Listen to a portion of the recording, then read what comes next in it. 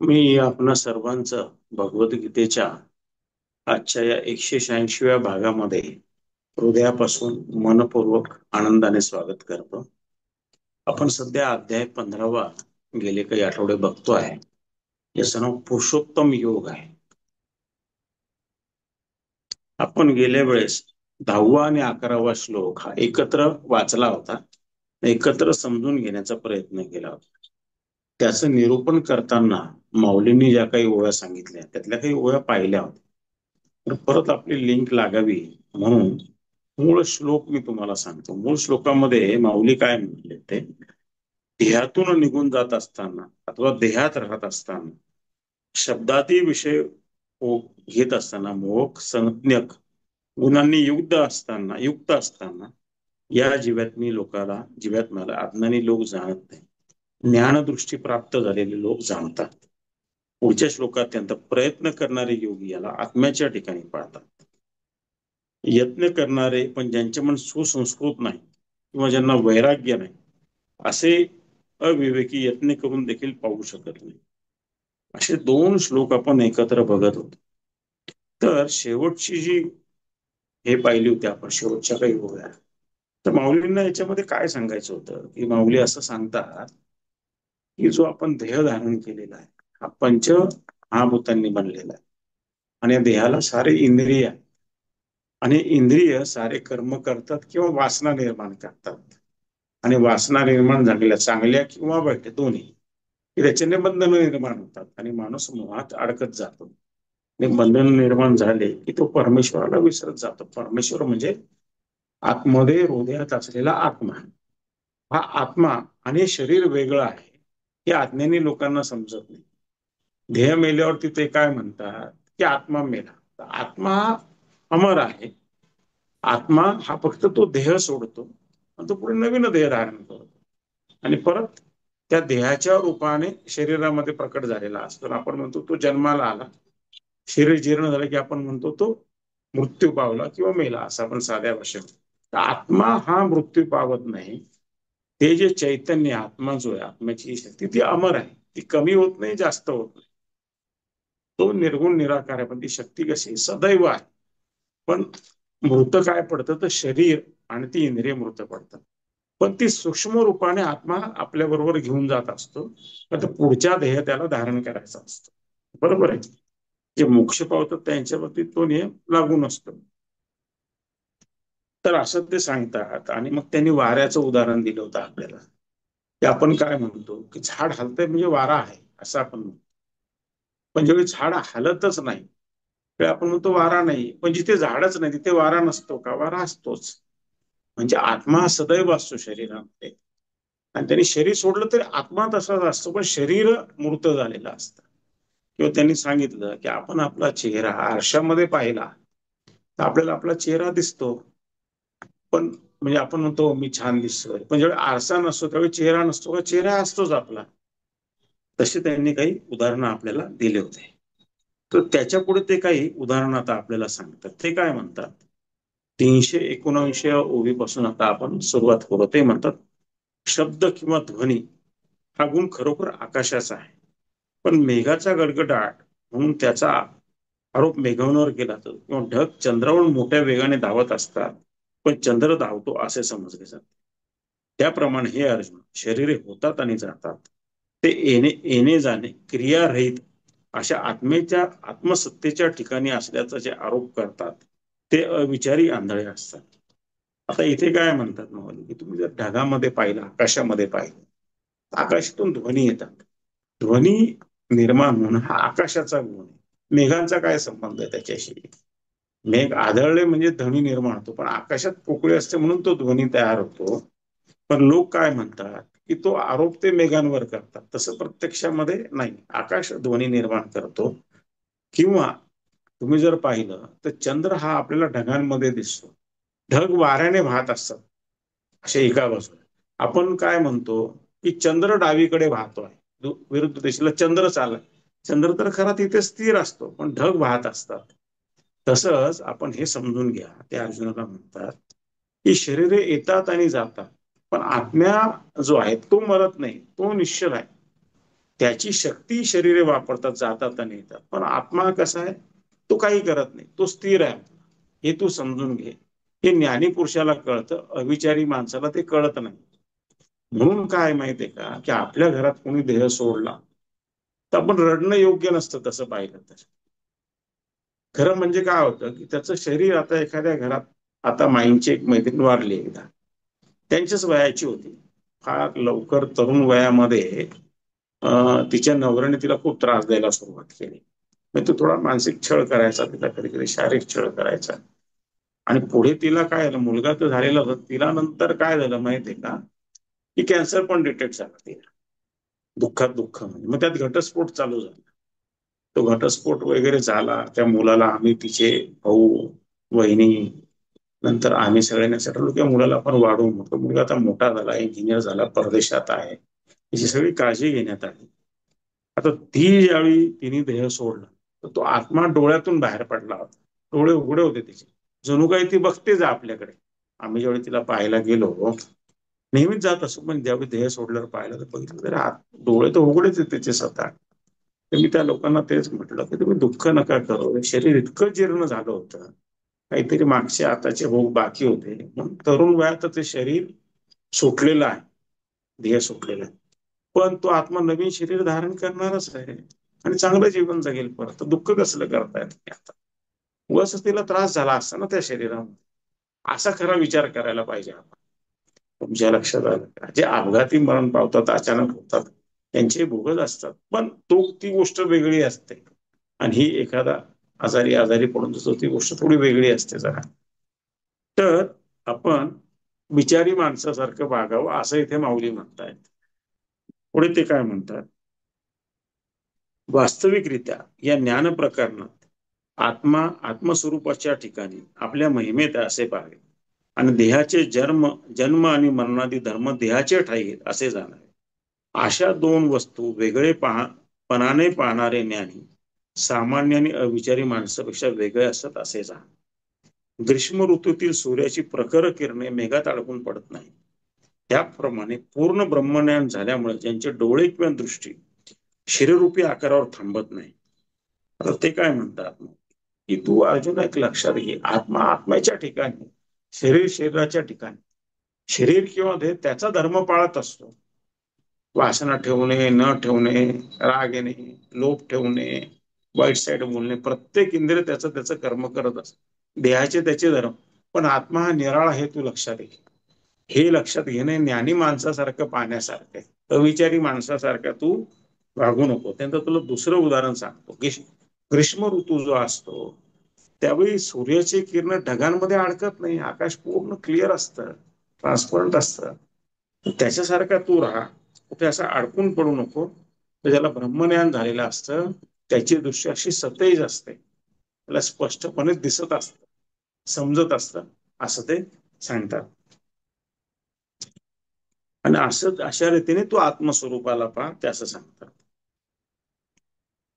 किंवा अनात्म विचारांच्या व्यापकतेमुळे यांची अहमवृत्ती आत्मस्वरूपी स्थिर झाली, असे जे ज्ञानी पुरुष ते आत्मस्वरूपाला अशा प्रकारे पाहतात. नक्षत्राने खचाखच भरलेले आकाश सागरात प्रतिबिंबित झाले तरी ते तुटून खाली पडत नाही, असे स्पष्ट करते. आकाश जेथे असावे तेथेच आहे आणि हा खालचा आभास खोटा आहे. सागरातील प्रतिबिंब खोटे, याप्रमाणे देहाच्या ठिकाणी चैतन्याची सत्ता दिसत असली तरी आत्मा शरीराहून वेगळा आपल्या स्वरूपाच्याच ठिकाणी, असे ज्ञानी पुरुष जाणतात. ते काय म्हणतात की ज्ञानी पुरुषाला स्पष्ट कळलेलं आहे की आत्मा वेगळा आहे आणि आत्म्याच्या सत्तेने चालणारे शरीर वेगळं आहे, हे दोन वेगवेगळे, हे त्याला समजलेलं असतं.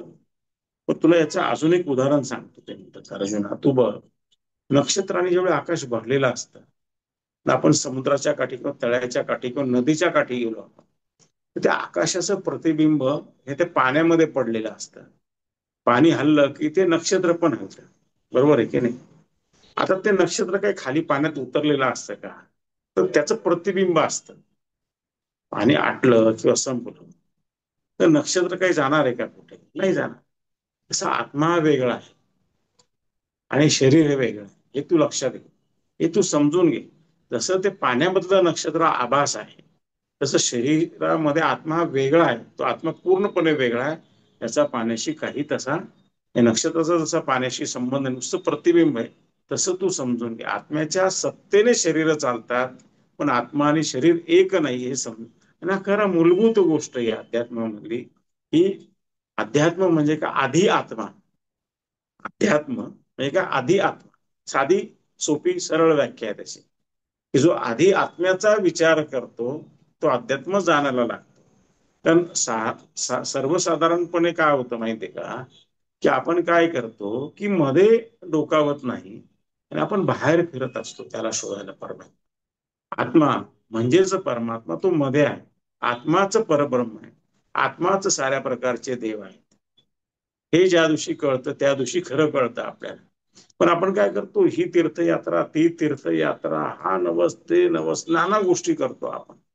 पण आतमध्ये जे गुरूंनी डोकवून पाहायला सांगितलेलं असतं नामाच्या निमित्ताने, देवाच्या नामाच्या निमित्ताने किंवा ध्यानाच्या निमित्ताने, ते आपण करत नाही. अलग लक्षात. याच्याबद्दल एक फार छान उदाहरण एका गुरूंचं सांगितलं जातं. हे संत कबीरांकडे का गौतम बुद्धांकडे, कोण हे फार महत्वाचं नाही, एक अतिशय श्रीमंत व्यापारी आला आणि तो संत कबीरांना म्हणाला की मी फार दुःखी आहे आणि माझ्या मनातलं, माझ्या हृदयातलं दुःख काही कमी होत नाही. त्याने काय झालंय म्हणा.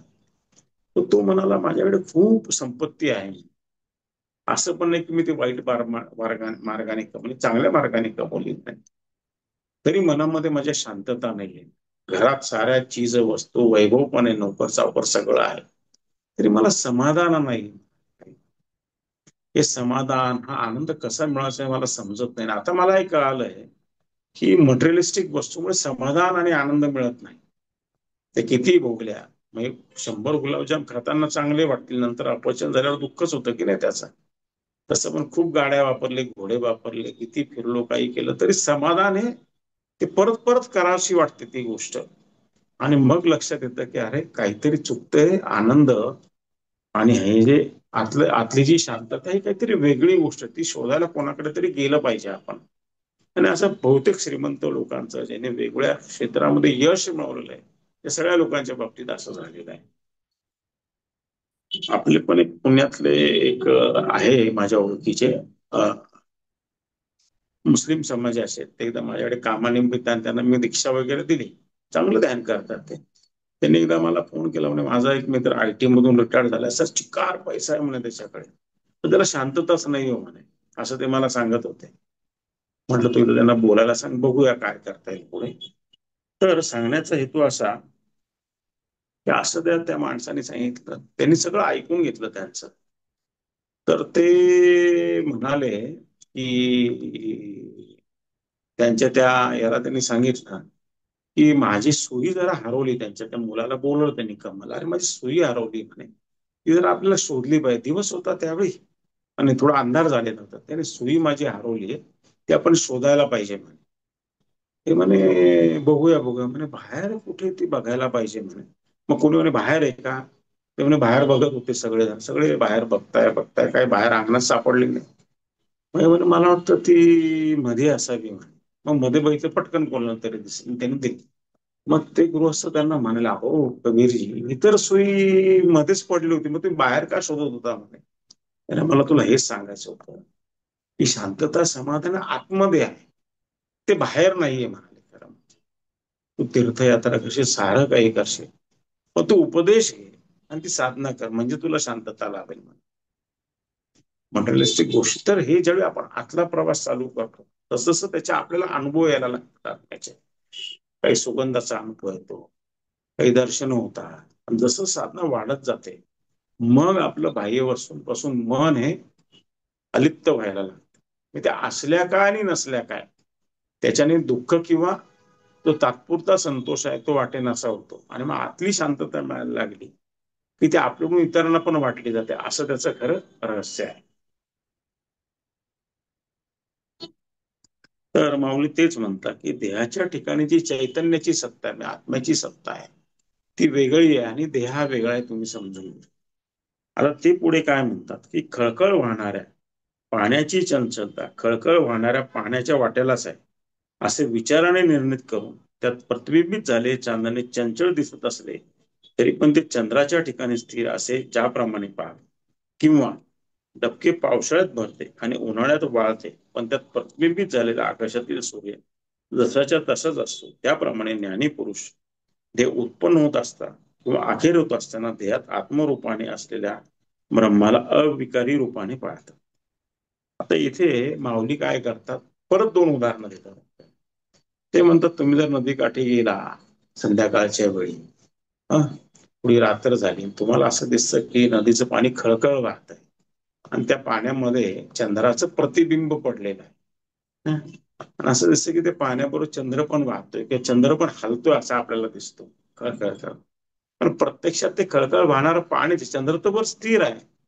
तसं शरीराच्या सगळ्या क्रिया चालू असतात, हे करू ते करू अमुक करू धमुक करू, मन आणि शरीर आणि ती शरीराची इंद्रिय सगळी चाल ढकल इकडे तिकडे उद्योग करत असतात. पण आत्मा जो आहे, ब्रह्मचैतन्य जे आहे म्हणजे एकच सार ते, तर ते आपल्या जागी स्थिर आहे, त्याचा याच्याशी काही संबंध नाही. जसं चंद्रवर स्थिर आहे, तो नदीमध्ये जरी खळखळ करत असला तरी प्रत्यक्षात तो खळखळ करत नाही, ते पाणी हालत आहे. त्याप्रमाणे तू हे लक्षामध्ये घे. आणि ज्ञानी पुरुष जाणत असतात. ते अजून काय सांगतात की ते दुसरं उदाहरण, पावसाळ्यामध्ये खड्डे भरतात किंवा डबके भरतात, त्याच्यामध्ये सूर्य दिसतोच आपल्याला, सूर्याचं प्रतिबिंब. आणि उन्हाळा आला की तो तलाव किंवा ते डबकं वाळून जातं. मग त्यात दिसलं सूर्य वाळून जातो का, नाही वाळत. म्हणे का सूर्य हा वरच होता पहिल्यापासून, तो त्याच्यामध्ये नव्हताच.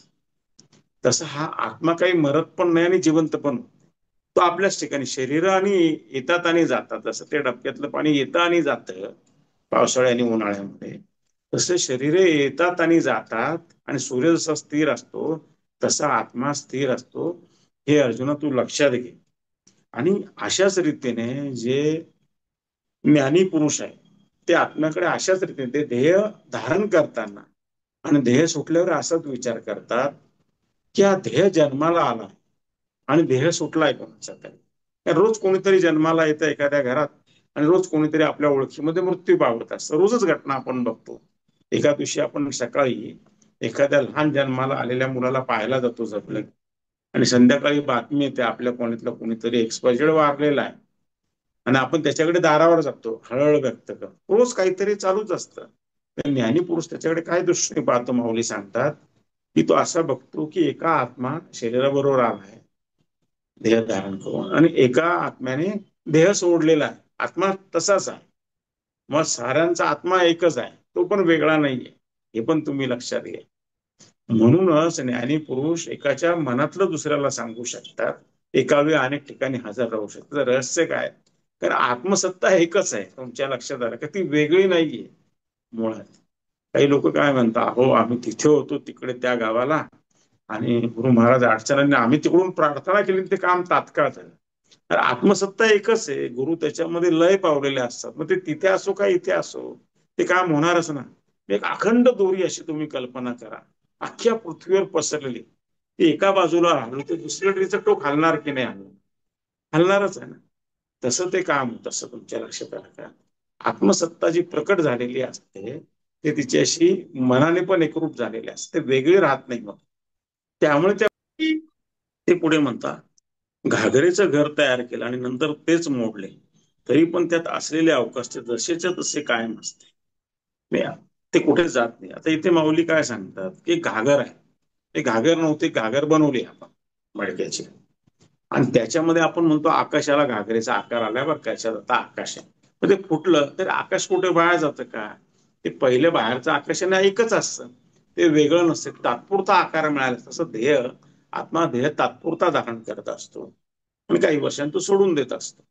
हे तुम्ही लक्षात घ्या. तसे आत्मसत्ता ही कायम त्याच्या ठिकाणी असते, ती वेगळी नसते. ती म्हणजे देहापेक्षा वेगळी असते, पण ध्येय म्हणजेच आत्मा असं समजू नये. आपण जीवन जगताना काय म्हणतो, मी म्हणजे देह, पण मी म्हणजे देह नसून मी आत्मा हे समजायला पाहिजे. असा याचा सार आहे. बाकीचं आपण मिड ब्रेकअप नंतर पाहूया. हा, ठीक आहे.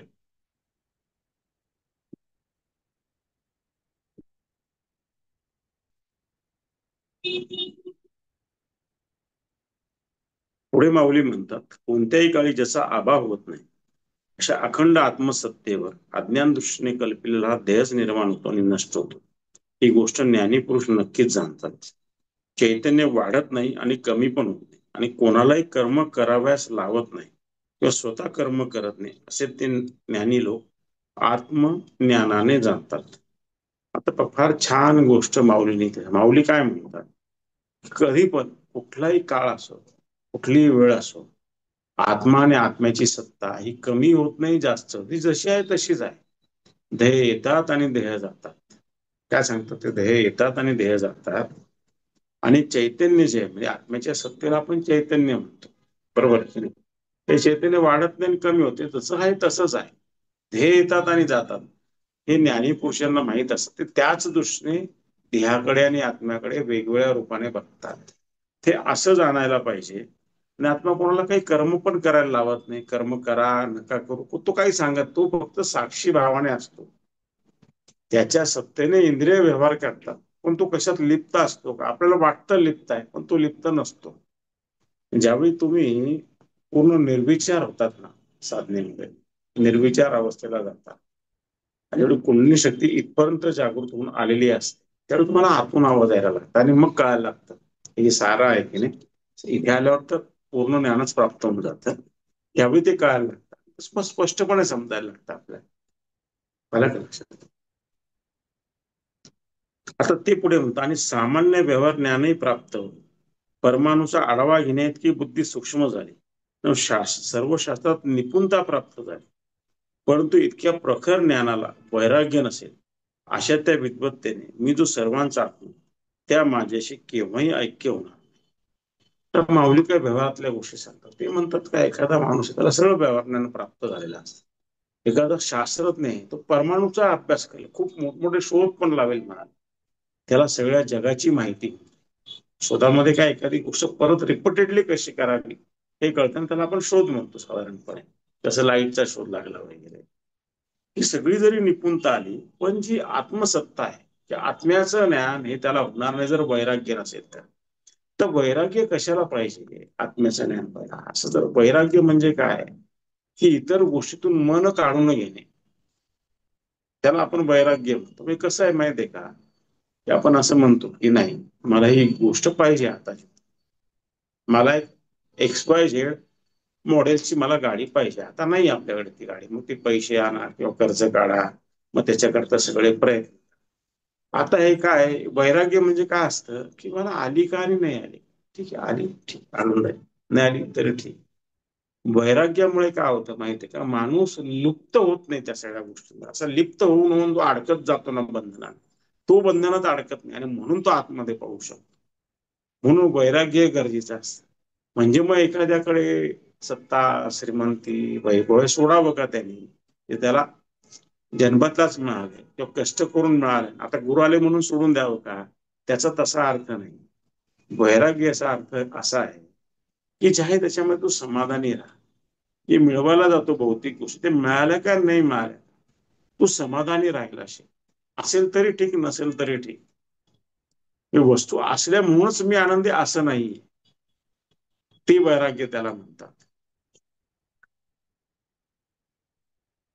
तर ते म्हणतं वैराग्य नसेल तर माझ्याशी सर्वांचा आत्मा मी जो परमात्मा आहे, त्या माझ्याशी आत्म्याशी त्याची एकरूपता होणार. सगळ्या गोष्टी कळायला. आपण बघतो जगामध्ये खूप मोठमोठी लोक असतात, खूप गोष्टी त्यांना कळत असतात, पण आत्मज्ञान त्यांना असतं का नसतं. म्हणून आपण पाहिलं राजे जे होते पूर्वीच्या काळी, आताही आपण बघतो की ते गुरूंजवळ नतमस्तक होतात किंवा गुरूंचा सल्ला घेतात का, यांना परमात्म्याचं ज्ञान झालेलं असतं. आणि म्हणून त्यांना ते आपल्या देशाचे एक मोठे नेते पूर्वीचे, त्यांना जेवढी मोठी चलबिचल झाली तर ते नेहमी गुरूंकडे जात असत आणि त्यांचा सल्ला घेत असत. ते आता राहिलेले नाही नेते, त्याने देह सोडलेला आहे. तर ते म्हणायचे की मला काहीतरी सांगा तुम्ही. आता इतकं धावपळीचं जीवन असतं ना, की ते आतमध्ये डोकवायला वेळच नसतो माणसाला. तुमच्या लक्षात आलं का? तर ते पदच तसं असतं मुळामध्ये. पुढे ते काय म्हणतात, अर्जुना विवेकाच्या गोष्टी तोंडभर चालल्या आहेत, परंतु मनात अंतःकरणात विषयाला जर कायमची तळी मिळाली असेल तर माझ्या स्वरूपाचा लाभ कधीच होणार नाही निश्चित आहे. अरे स्वप्नात ग्रंथ बरळल्याने त्या बरळणाऱ्याच्या प्रपंचाचे बंधन तुटते काय, किंवा ग्रंथाला स्पर्श केला असं ग्रंथ वाचल्यासारखे होईल काय. ते पुढे अजून सांगतात की काही लोक विवेकाच्या खूप गोष्टी करतात, शांतपणाच्या खूप सांगतात, मला हे प्राप्त, मला ते प्राप्त, मला असं येतं, मला गीता पाठ, मला अमुक उपनिषद पाठ, मला हे मी उलट वाचून दाखवू शकतो, एखाद्या संतांची पोथी मी मागून पडून कुठूनही वाचून दाखवू शकतो, बऱ्याच गोष्टी ते तुम्हाला सांगतील.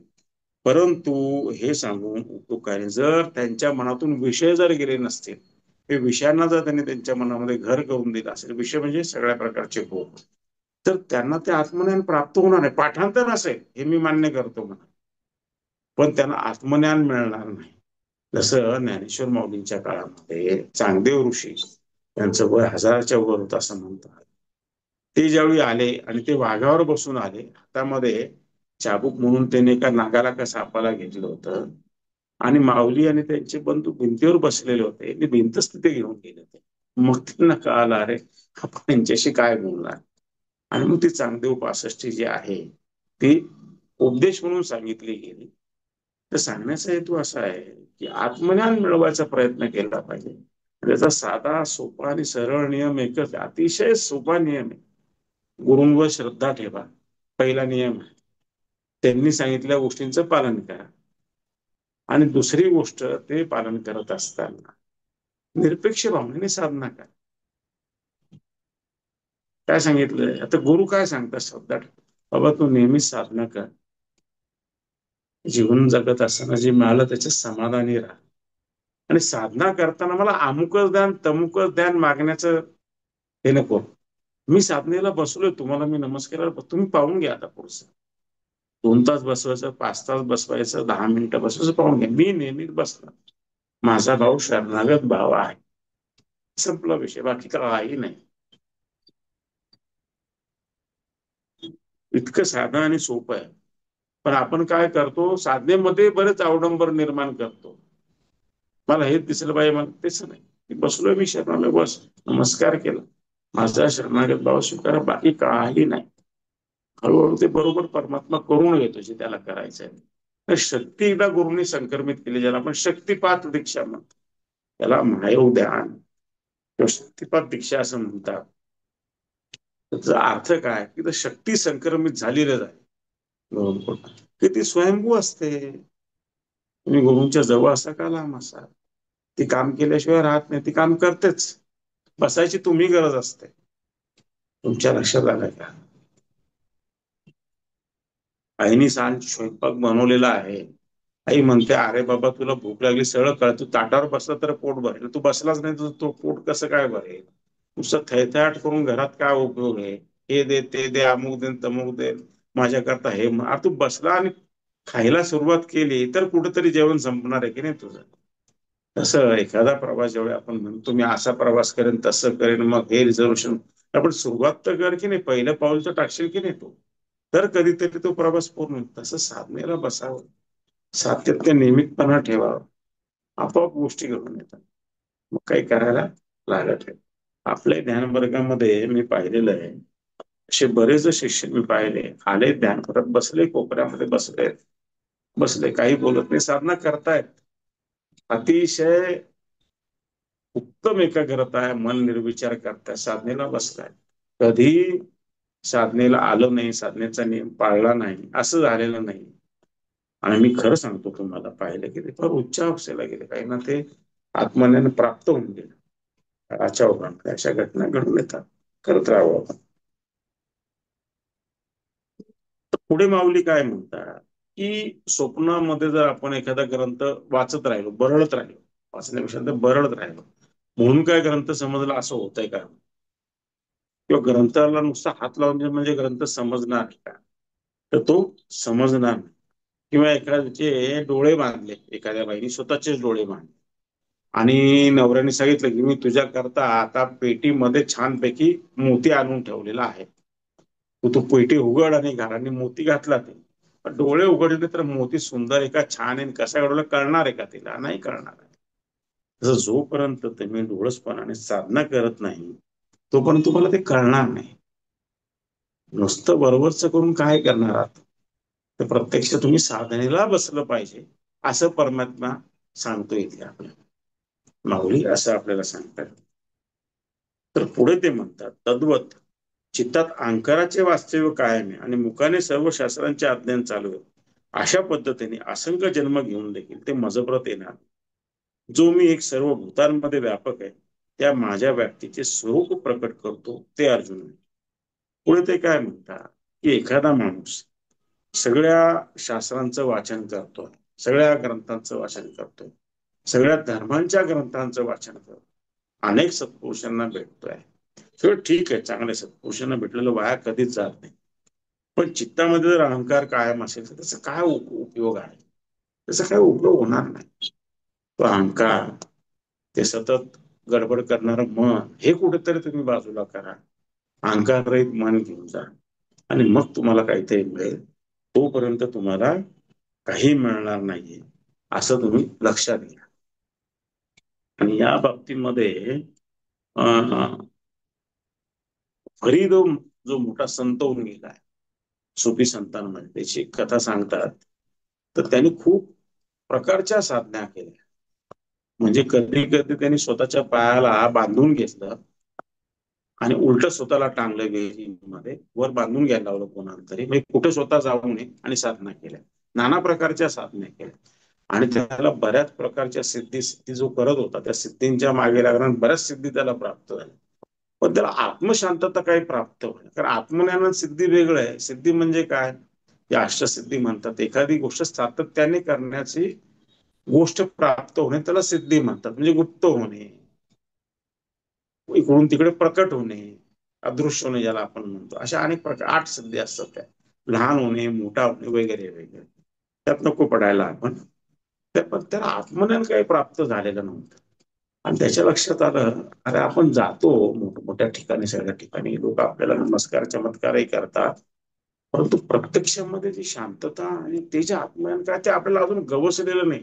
आपल्याला जाणवतं आतमध्ये की आपल्याला ते अजून मिळायचं बाकी आहे, इतर संतांनी वर्णन केलंय. म्हणून तो घरून निघाला आणि मग तो म्हणाला की मी तर काही गुरु केला नाही, याचं त्याचं ऐकून मी साधना केलेली सगळी. तर जाता आता त्याला रस्त्यामध्ये एका झाडाखाली एक संत बसलेले दिसले. ते कोणते गरीब नवाज होते, ज्यांचा तो दर्गा आहे बघा कुठे, अजमेरला. त्याला आपण अजमेरचे गरीब नवाज म्हणतो.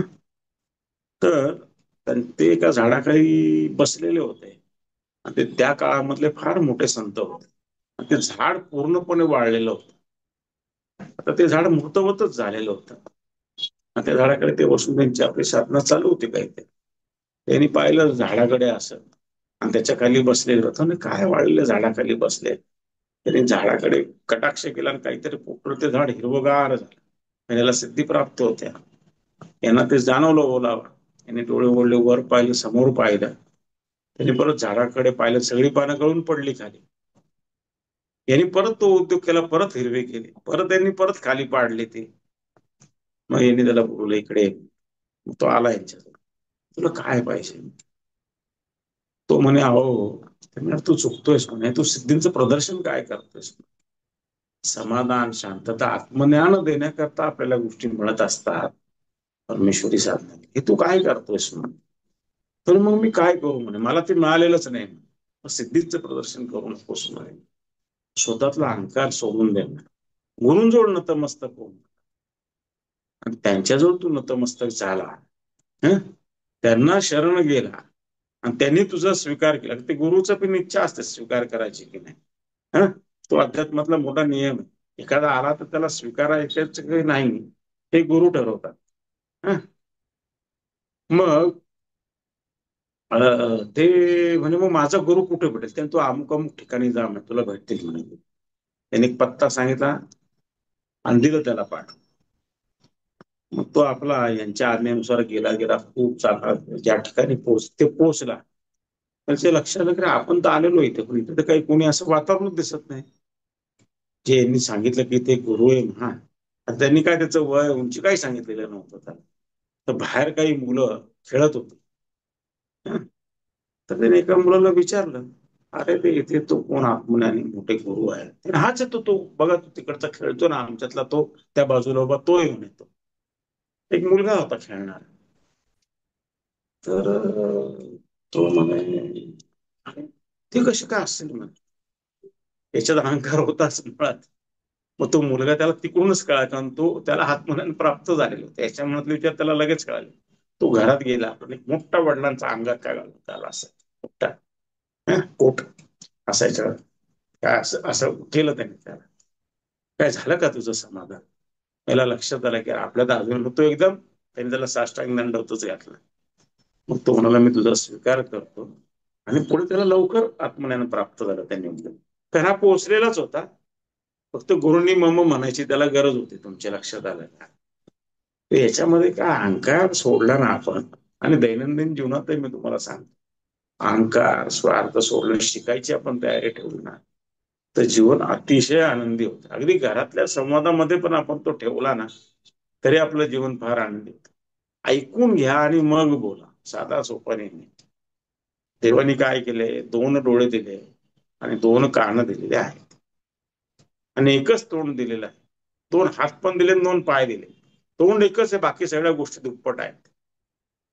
ते कृती का हातापाय, डोळ्यांनी दुप्पट पहा, कानाने दुप्पट, आणि निम्मच बोला, म्हणजे काय अंतर्मुख व्हा. आपण घरात काय करतो, यजमान आले ते काय सांगतायत आता, ऐकायच्या सुरू आणि उलट पण होतात सर्वच घरात. बायको काहीतरी सांगत असते, दिवसा काय झालं ते ऐकायच्या तो आपले सुरू होतं, पुढच्या गोष्टी तुम्हाला माहित आहे सगळ्यांना. तर पहिल्यांदा अतिशय चित्त शांत ठेवून ऐकून घ्या, समजून घ्या. उत्तराला उत्तर देण्याकरता ऐकू नका, तर समजून घेण्याकरता आहे. ऐकण्यामध्ये प्रकार असतात, कळालं का तुम्हाला? पूर्ण शरीराचे कान करून ऐकणे असं त्याला म्हणतात.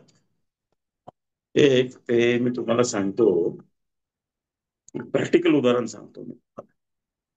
तुम्ही जर हैदराबादला गेले, हैदराबादला ती जी चित्रपट सृष्टी ज्यांनी निर्माण केली आहे, काय नाव त्यांचं, नाव रामोजी राव.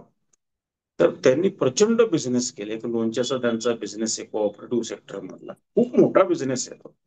कोऑपरेटिव्ह सेक्टर मध्ये त्यांनी लोणचं बनवायला सुरुवात केली, असंख्य महिलांना रोजगार दिला. जसं आपल्याकडे लिज्जत पापड आहे ना, तर रामोजीराव शेट्टी निर्माण केली. खूप कामं केली त्यांनी, त्यावेळेस मुख्यमंत्र्यांचे पण ते जवळचे मित्र होते. पण या माणसाने कमी काळामध्ये अनेक व्यवसाय केले, अनेक गोष्टी त्यांनी सक्सेसफुल केल्या. तर त्यांचे एक मॅनेजर हे महाराष्ट्रीयन होते. त्यांना एकदा आम्ही व्याख्यान द्यायला बोलवलं होतं. ते म्हणे यांचं वैशिष्ट्य काय, म्हणाले आमच्या साहेबांचं, की ते त्यांच्याशी दिवसभर मिटिंग लावलेल्या असतात आणि वेगळ्या विषयांच्या असतात. ते शांत चित्ताने समोरच्याचं ऐकतात, सगळं समजून घेतात आणि मग बोलतात. मग त्यांना आकलनच इतकं होऊन जातं की त्यांना एवढे व्यवसाय, एवढ्या गोष्टी हँडल करता येतात. किती साधा आणि सोपी गोष्ट सांगितली बघा, अतिशय सिंपल. आता एवढं बोलल्यानंतर माऊली पुढे काय म्हणतात, की असंख्य जन्म घेऊन जर तुम्ही अहंकार नाही सोडला, बाकी सगळं केलं, तर असंख्य जन्म घेऊन पण तुम्ही माझ्यापर्यंत येणार नाही, हे तू अर्जुना लक्षात घे. आणि ते पुढे म्हणतात, मी जो या सर्व भूतांमध्ये, भूत म्हणजे सारी जी सृष्टी दिसते आहे, प्राणी मात्र, पक्षी पक्षी, सूर्य चंद्र, जे काय दिसतं डोळ्याला, ग्रह तारे, जी सारी सृष्टी आहे, या सृष्टीमध्ये, या साऱ्या भूतांमध्ये जो मी भरून राहिलो, ते जे माझं व्यापक स्वरूप आहे, आता मी तुला ते पुढच्या श्लोकामध्ये किंवा ओळीमध्ये सांगतो, ते तू ऐक अर्जुना, असं ते सांगतात. सर्व जगाला प्रकाशित करेल. तसेच जे चंद्रामध्ये जे अग्नित तेज आहे, ते तेज माझे असे. तर याचा अर्थ काय सांगतात म्हणजे ते बघा, ते म्हणतात या जगाची रचना ज्या तेजाने दाखवली जाते, ते सूर्यासकट असले ते जे माझे आहे, ते जगाच्या निर्मितीपूर्वी आणि नाशानंतरही आहे असे जाण. जमिनीतील पाणी शोषून गेल्यावर जो प्रकाश पुन्हा ओलावा पुरवतो, तो चंद्राच्या ठिकाणी असणार प्रकाश माझा असतो. आणि जे बाहेरील आणि देहातील पोटातील पचनाचे कार्य अमर्याद प्रमाणे चाललेले असते, ते अग्नीत असलेली प्रखरता माझीच आहे असे जाण. ते काय म्हणतात अर्जुन, तू लक्षात घ्या, हा जो सूर्य जो चमकतोय तू बघतोय, चंद्र जो चमकतोय तू बघतोय, आणि सारी जी सृष्टी चालते, त्या सूर्याला चंद्राला मी शक्ती दिली, माझ्या शक्तीमुळे ते चालू आहे. हे पृथ्वी पडते ते माझ्या शक्तीमुळे, हे सारं निर्माण होते माझ्या शक्तीमुळे.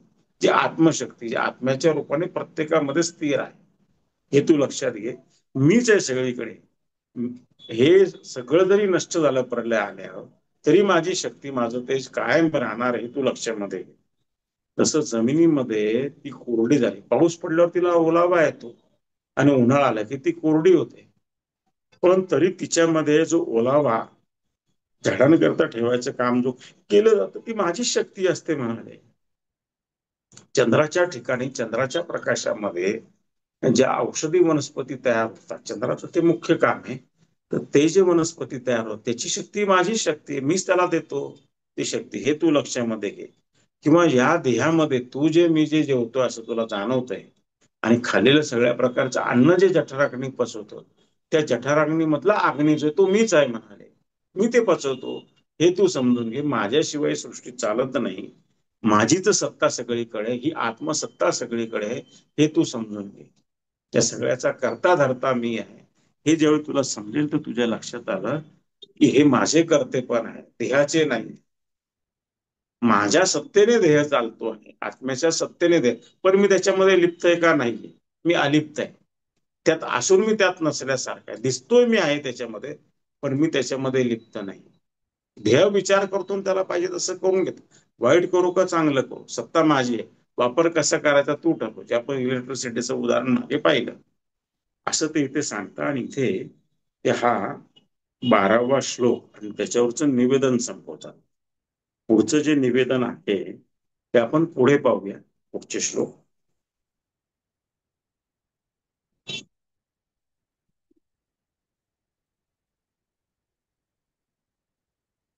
अशा रीतीने आपण सर्वजण आज आलात आणि सोनेजींनी मला वेळेवर आठवण दिली आणि ज्ञानेश्वरीचं प्रवचन घडून आणलं, त्यांचे पण मी आभार मानतो. तुमच्या हृदयातल्या माऊलींना वंदन करतो. आणि आजचं प्रवचन संपलं आणि ते तुम्हाला समजलं आहे अशी पण मी अपेक्षा ठेवतो. काही सुधारणा असतील, काही सूचना असतील, त्या पण तुम्ही मला जरूर सांगाव्या. आणि आजचं प्रवचन थांबलंय, संपलं असं मी तुम्हाला सांगतो. जय श्रीराम, जय श्री श्राम, जय श्री गुरुदेव. भगवान संपूर्ण की जय.